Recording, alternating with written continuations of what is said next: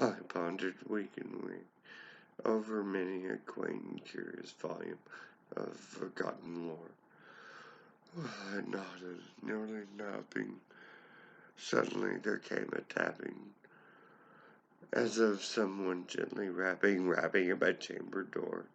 "'Tis some visitor," I muttered, tapping at my chamber door. Only this and nothing more. Distinctly, I remember it was in the bleak December, and each separate dying ember wrought its ghost upon the floor. Eagerly I wished the morrow. Vainly I sought to borrow from my books surcease of sorrow of the lost Lenore, for the rare and radiant maiden whom the angels name Lenore, nameless here for nevermore. And the silken, sad, uncertain rustling of each purple curtain filled me with fantastic terrors never felt before, so that now, to still the beating of my heart, I stood repeating, "'Tis some visitor entreating entrance at my chamber door, some late visitor entreating entrance at my chamber door. This is and nothing more."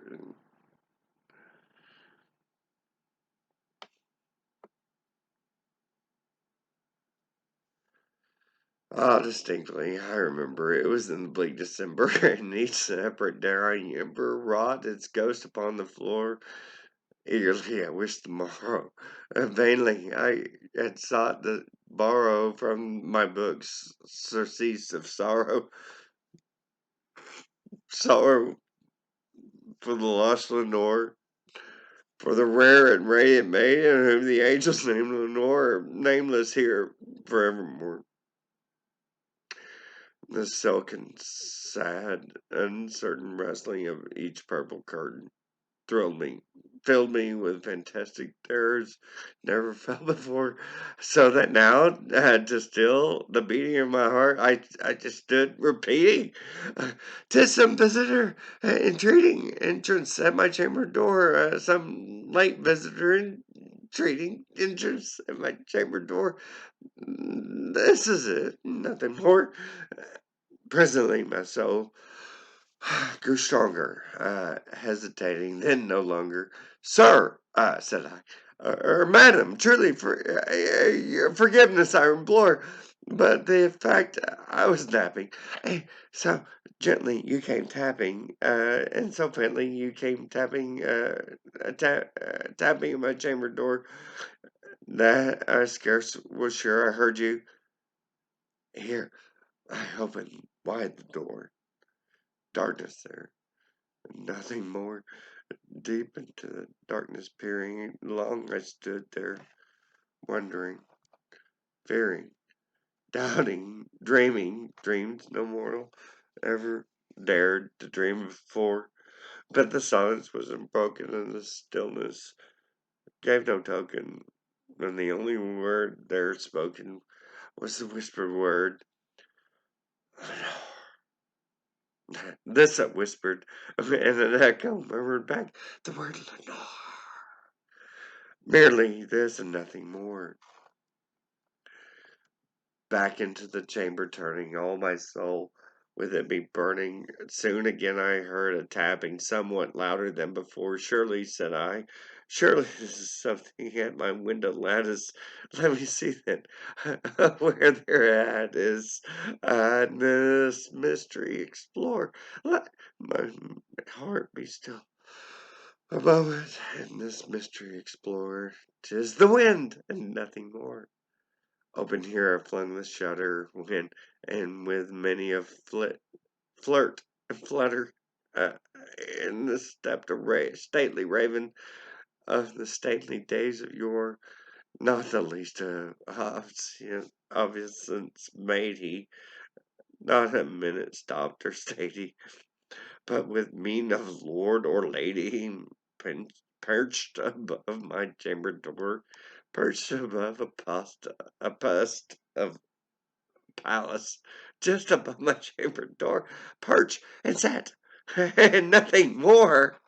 And then this ebony bird, beguiling my sad fancy into smiling by the grave and stern decorum of the countenance it wore,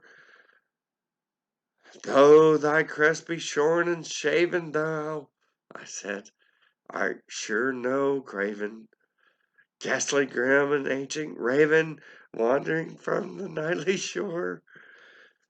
Tell me what thy lordly name is on the night's Plutonian shore. Quoth the raven, nevermore. Much I marveled this ungainly fowl to hear discourse so plainly, though its answer little meaning, little relevancy before, for we cannot help agreeing that no living human being ever yet was blessed with seeing bird above his chamber door, bird or beast upon the sculptured bust above his chamber door, with such names nevermore. But the raven, sitting lonely on the placid bust, spoke only that one word, as if his soul in that one word he did outpour. Nothing further than he uttered, not a further than he fluttered, till I scarcely more than muttered, other friends have flown before. On the morrow he will leave me, as my hopes have flown before. Then the bird said, nevermore. Startled at the stillness, broken by a reply so aptly spoken. Doubtless, said I, what it utters is only stock in store, caught from some unhappy master, whom unmerciful disaster followed fast and followed faster, till his songs one burden bore, till the dirges of his hope that melancholy burden bore of nevermore. But the raven still beguiling my sad fancy into smiling straight, I wheeled a cushioned seat in front of bird and bust and door. Then, upon the velvet sinking, I betook myself to linking fancy of a to fancy, thinking what this ominous bird of your, what this grim and ghastly, gaunt and ominous bird of your meant in croaking, nevermore. This I sat engaged in guessing, but no syllable expressing to the fowl whose fiery eyes now burned into my bosom's core. This and more I sat divining, with my head at ease, reclining on the cushion's velvet lining that the lamplight gloated over, but whose velvet violet lining, with the lamplight gloating over, shall, shall press, nevermore. Then methought the air grew denser, perfumed from an unseen censer, swung by seraphim whose footfalls tinkled on the tufted floor. Wretch, I cried, thy God hath let thee, by these angels he hath sent thee, respite, and from thy memories of Lenore, quaff, this kind above, and forget this lost nor, quoth the raven, nevermore. Prove it, said I, think of evil.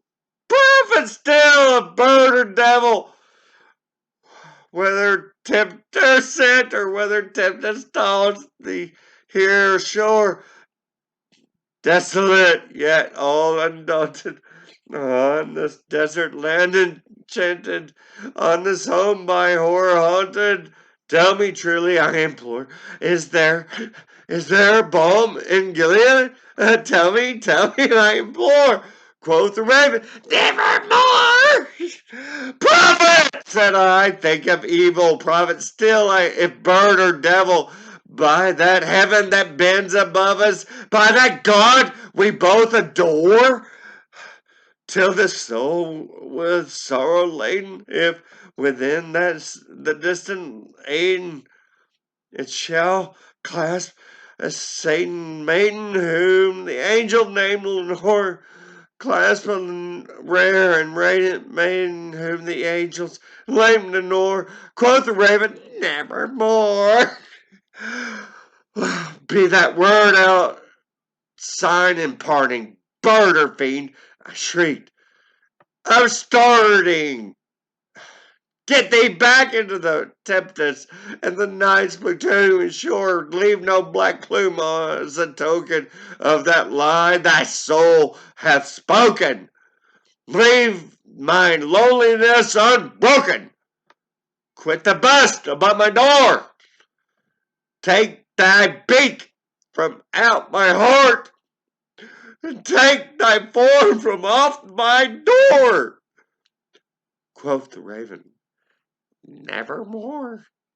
And the raven, never flitting, still is sitting on the pallet of bustus of Pallas, just above my chamber door. And his eyes have all the seeming of a demon's that is dreaming, and the lamplight over him streaming throws his shadow on the floor. My soul from out that shadow lies floating on the floor, showing lifted nevermore.